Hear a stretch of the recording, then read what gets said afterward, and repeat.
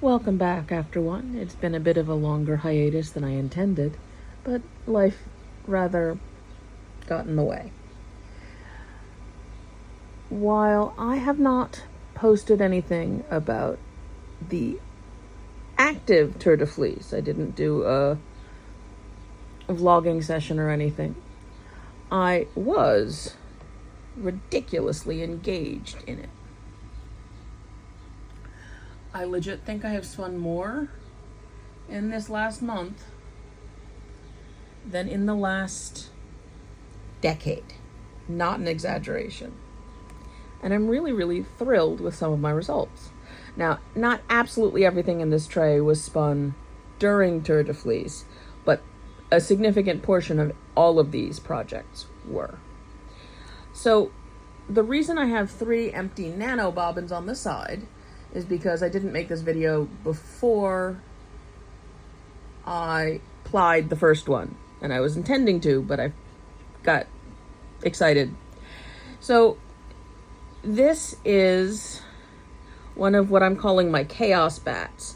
I picked up a lot of yarn and bats from one of my Weavers Guild sort of tag sales called Fiberpalooza, including a bunch of inexpensive spinning bats, as in $8 for a 4-ounce bat, of bips and bops and ends and things, art bats and other things that I guess just didn't sell.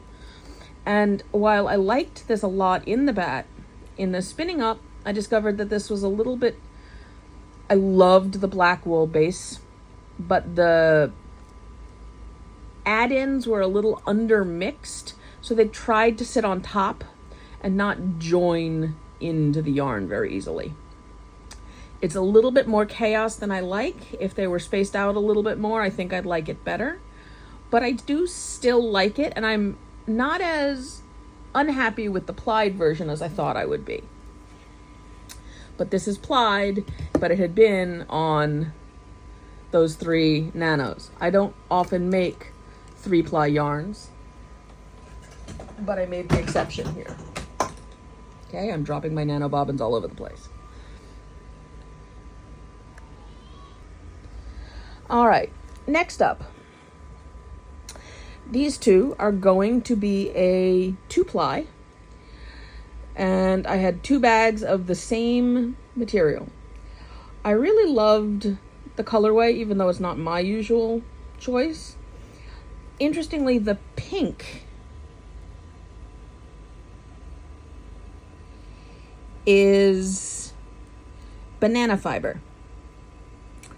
And it's surprisingly well spun, or rather, it spun up surprisingly well, but occasionally it would get these little tangly bits, and they ended up being more texturally standout.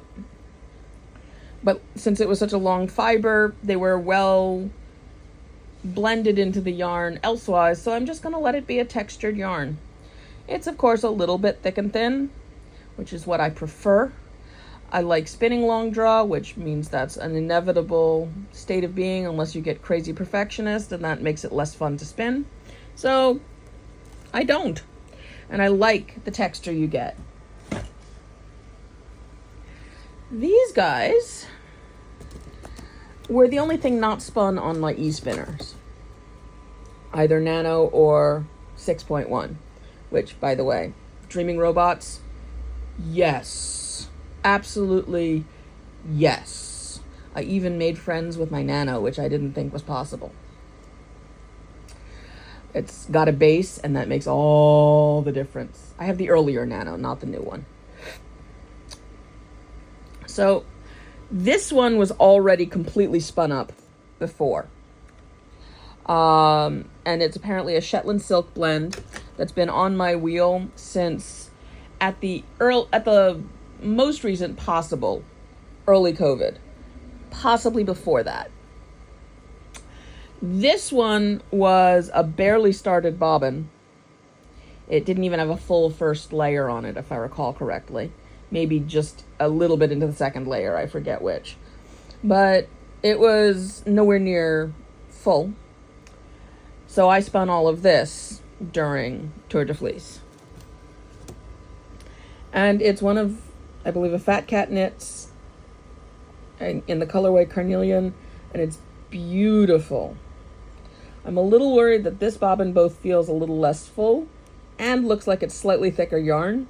So I'm probably going to end up with not matching lengths, but we'll see. And I'll make it work anyway. This pair is also going to be 2-plied. I generally go with chain plying for almost everything I do, but I had 2 separate complete braids. So we're gonna see, and I'm gonna get a fair bit of barber poling because they started at different points in the colorway and were wrinkled differently in the pan. So the sections of color are going to be of different lengths and different orders, and that's okay. I like that.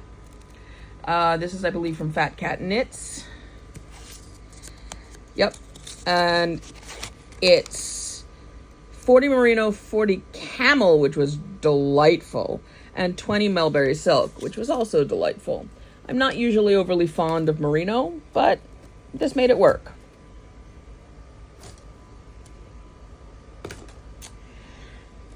This is one of the ones that I kind of don't love. I mean, it's pretty, but it's rather coarse, so I can't really see it next to my skin happily. That said, I think it'll weave into a rigid heddle project beautifully, and I'm either going to leave it as a single or I'm going to maybe thread ply this one. This is literally all I know about it. That's it. So, I mean, pretty colors. There was actually too much sparkle, or at least the sparkle was in too large of a gob in some cases. There are a couple inches here and there where the entire thing is sparkle material, which I don't know how well that will stand up to to the same treatment that the wool would stand up to. But it's pretty. It's not very soft. It's not wiry or anything. It's just that the wool is fairly coarse. I look forward to seeing what it looks like after it's thread plied, if I do that, and or just washed and set. Now, these two were both started prior to Tour de Fleece. This was what had been on my brand new 6.1, and then we went to the beach. And even though this is very beachy colors, I wanted a simpler thing to carry around near the sand, and these were Rolags. So I used the sort of beachy colored new bobbin and Rolags, and I fell in love. I love, apparently, spinning from Rolags. And I'm definitely going to be making some once I get over my mental block about it, because I have a blending board and I plan to go to town. And a drum carder, which we shall see. But this was such a delight and a dream to spin. I think I'm going to leave this one as singles. This one I believe I'm going to chain ply, because it got a little too thin. In some places it's a little too thin to be just it. But I still adored it. Now this is a Targi silk blend, and it was just amazing to spin up.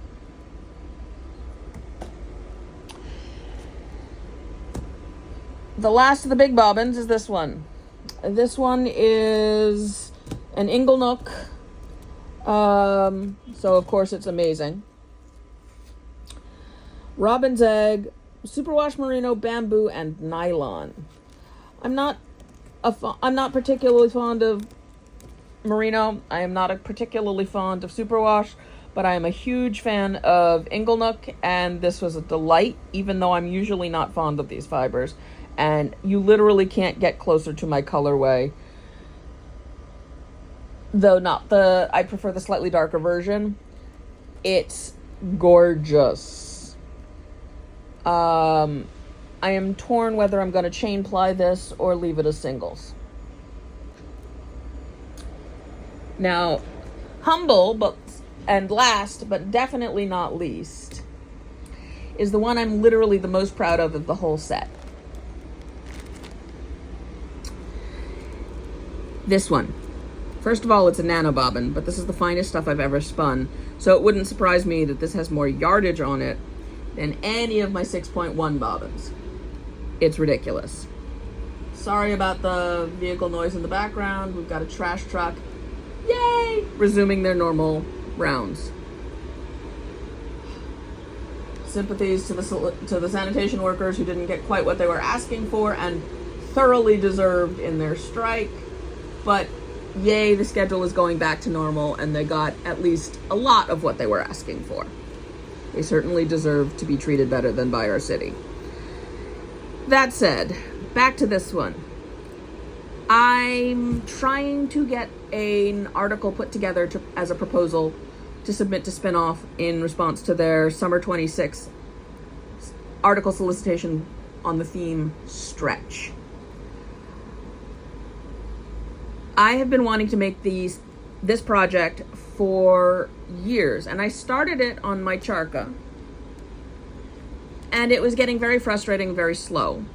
So I decided, while I'm doing all of this mega spinning for Tour de Fleece, wrap it up on my e-spinner. And it was a nightmare because of the quality of the material I was using was really, really low. So I got a slightly better quality material, and it just was a dream.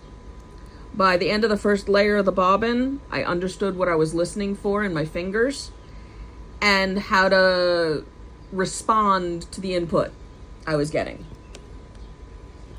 Believe it or not, I'm spinning cotton balls. Just your basic cotton balls.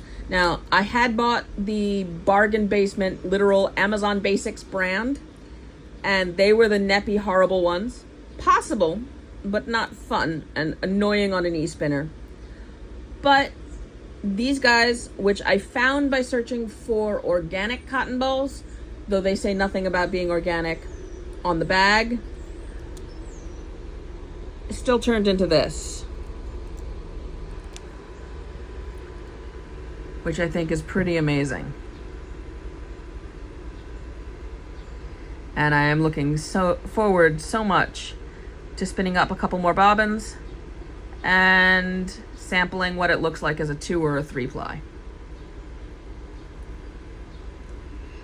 So I hope everyone else had a phenomenal July and a phenomenal Tour de Fleece. This is where I am. I planned on using the men's competition to do spinning and the women's competition to do plying. But it took me so long to start this video that I'm not going to get my plying done during the women's competition. And I felt really poorly for the last couple of days, so I've only plied up that. There was a little bit left over on some of the bobbins, so that's 2 ply, even though the rest of it is 3 ply. Teeny tiny little ball. About the size of a cotton ball, actually. So, anyway, I wish everybody who's participating in the women's competition as well a wonderful spinning adventure, and happy Tour de Fleece, everyone. Be well. Happy spinning adventures and weaving adventures.